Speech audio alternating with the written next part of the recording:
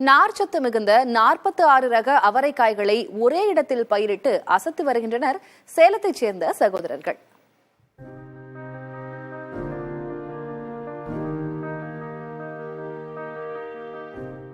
பொதுவாக சந்தைகளில் ஒரு சில வகை அவரைக்காய்களை மட்டுமே பார்த்திருப்போம்.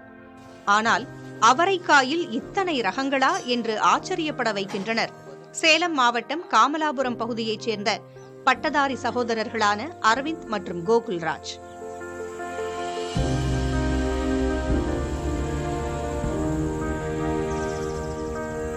பொறியியல் பட்டதாரியான அரவிந்த் பகுதி நேரத்திலும், வேதியியல் பட்டதாரியான கோகுல்ராஜ் முழு நேரமாகவும் வேளாண் பணிகளில் ஈடுபட்டு வருகின்றனர்.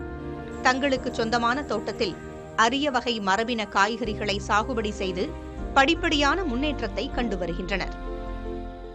அது நம்ம எந்த கலப்படமும் செய்யாத நல்ல மரபரங்களாக தேடி பிடிச்சி நம்ம தோட்டத்தில் போட்டிருக்கோம். இதில் நம்ம ஒரு 3 வருஷமாக கலெக்ட் பண்ணலாம் 50 வெரைட்டி தாண்டி பண்ணிட்டு இருக்கோம். இன்னமும் நிறைய வெரைட்டிஸ் கலெக்ட் பண்ணிட்டு இருக்கோம். இன்னும் கொஞ்ச நாள் 50ங்கிறது 100 மாற அளவுக்கு நம்ம கல்டிவேட் பண்ணிட்டு இருக்கோம், முயற்சி பண்ணிட்டு இருக்கோம். நிறையா 10-15 வெரைட்டி நாம் ஃபர்ஸ்ட் வீட்டுக்கு ஆரம்பிச்சதான் ஒரு 6 வருஷத்துக்கு முன்னாடி. அது அப்படியே கொஞ்சம் கொஞ்சமாக கல்டிவேட் பண்ணி ஒரு 30-40 வெரைட்டி வர ஆரம்பிச்சிச்சு. அப்புறம் ஒரு சிலர் நம்ம ஃப்ரெண்ட்ஸ் சர்க்கிளில் கேட்க ஆரம்பிச்சாங்க, விதை கொடுன்னு.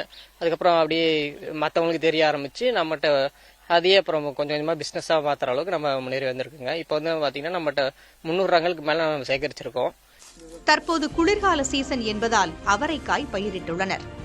அதுவும் ஒரே இடத்தில் 46 வகையான நாட்டு ரக அவரைக்காய்களை பயிரிட்டு அசத்தி வருகின்றனர்.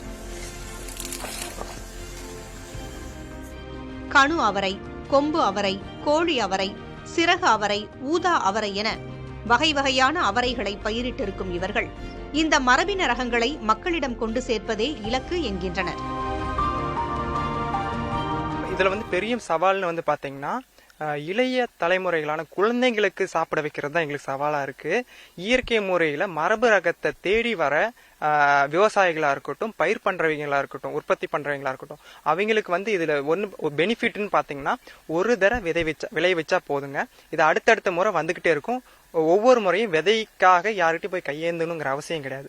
அதனால விவசாயிகள் இது பயிர் பண்றதுக்கு தயார். இதுல விதை இப்பதான் உற்பத்தி ஆகுதுங்கிற பட்சத்துல, இப்பதான் பரவலாக்கமே ஆகிட்டு இருக்குங்கிற பட்சத்துல சிறிய அளவுல பண்ணிருக்கோம், பெரிய அளவுல பண்ணணும்னு விருப்பம். இயற்கை விவசாயத்தின் மூலம் விளைவிக்கப்படும் மரபின நாட்டு ரக காய்கள் குறித்து விழிப்புணர்வை பரவலாக்கும் விதமாக பிப்ரவரி 9ஆம் தேதி திருவிழா நடத்தவும் அவர்கள் திட்டமிட்டுள்ளனர்.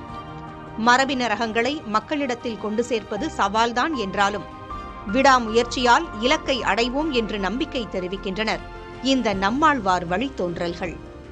புதிய தலைமுறைக்காக செய்தியாளர் மோகன்ராஜ்.